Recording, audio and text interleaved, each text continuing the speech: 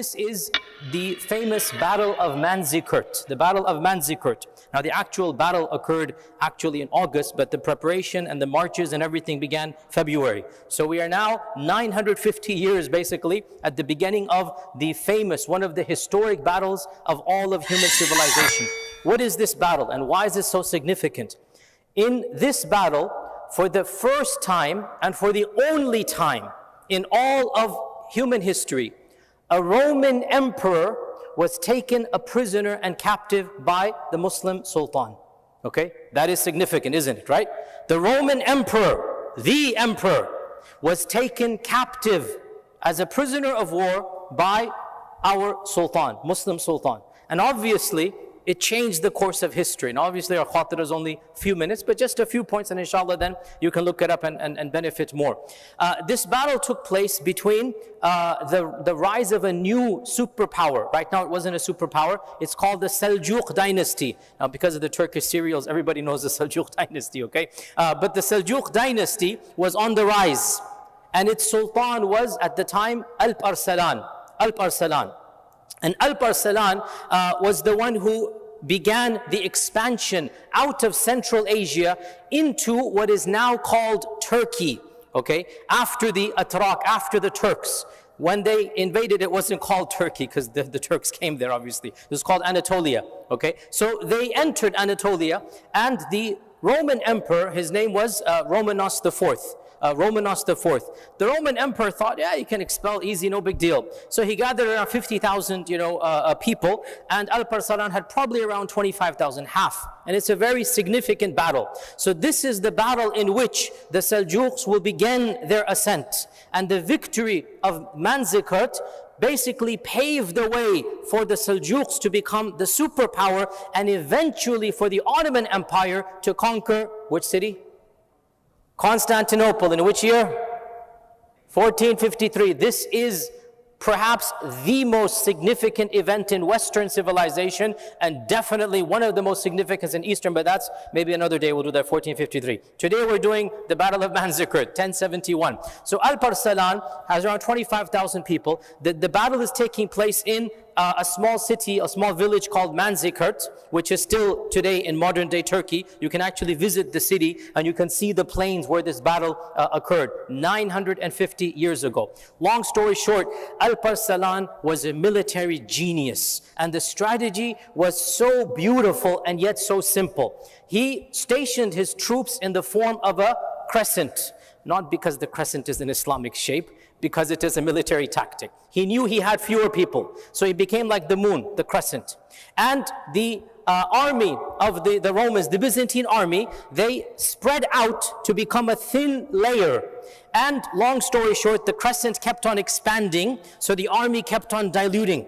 Okay, so he's making the crescent go larger and larger, and the Roman army is then diluting to fight the troops. And then he basically takes a contingent and doubles down on the right flank and then the left flank, leaving the middle flank with the emperor unguarded, right? So he destroys the right and the left by, if you understand, I don't have a diagram here, but he's basically withdrawing backwards and making the crescent larger and larger. He's making the army thinner, and he already has in his mind, the troops know that at a particular point in time, they're going to completely maneuver and they're going to start surrounding in circles, 2 circles here and there, and the middle army is basically left for the time being. Those are gotten rid of, and now the middle, which was the most ferocious, there was, called them the Marines or the elite, which is where the Roman emperor is. There was a special troops, a special trained troops in there, and eventually, obviously the side guard is gone, and now Alp Arslan circles in, and after a fierce battle, because these were warriors, these were the military might of the Roman Empire, he destroys them, and an average Seljuk soldier finally enters the tent, the royal tent, and there is the Roman Emperor Romanos IV, an average private, the lowest level. He captures him and he brings him to Alp Arslan. The only time in all of human civilization and history that a Roman emperor is taken prisoner by the Muslim Sultan. Alp Arslan, ordered him to be fed and spent the night in VIP tents and whatnot. The next morning he called him. This is a legendary conversation. And he said to the Roman emperor, "What would you have done if I had been taken prisoner. If the situation were reversed, what would you have done?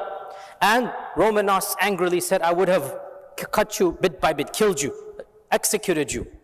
And Al-Barsalan said, as for me, then our Prophet Jesus has taught us to be merciful and kind.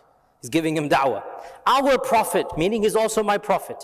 Our Prophet Jesus has taught us to be merciful and kind. And as for me, I shall let you go and gift you and return you to your kingdom.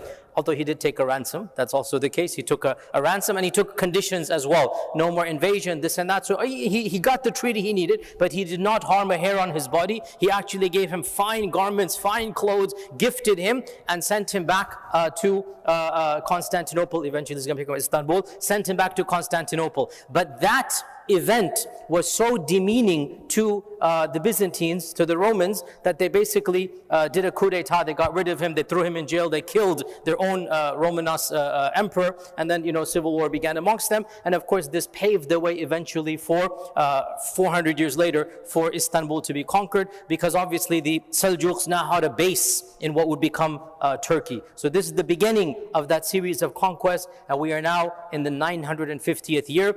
Beautiful point to learn, and inshallah with this we are done. Our Prophet ﷺ said, whoever humbles himself for the sake of Allah, Allah shall raise him up and lift him. Al-Barsalan could, without any problem, have executed or done something. He's the prisoner, and it's the way of the world. Nobody would have said anything, but he is learning from the akhlaq of our Prophet ﷺ when he conquered Mecca. This is what exactly our Prophet ﷺ did. Go and you are free. And also Salah ad-Din Ayyubi, when he conquered Baytul Maqdis as well, the same thing. So these types of akhlaq, when you show them at times of strength, at times of power, Allah subhanahu wa ta'ala blesses. And that is exactly what happened, that eventually this dynasty was the founder of a massive dynasty that became one of the glories of Islam.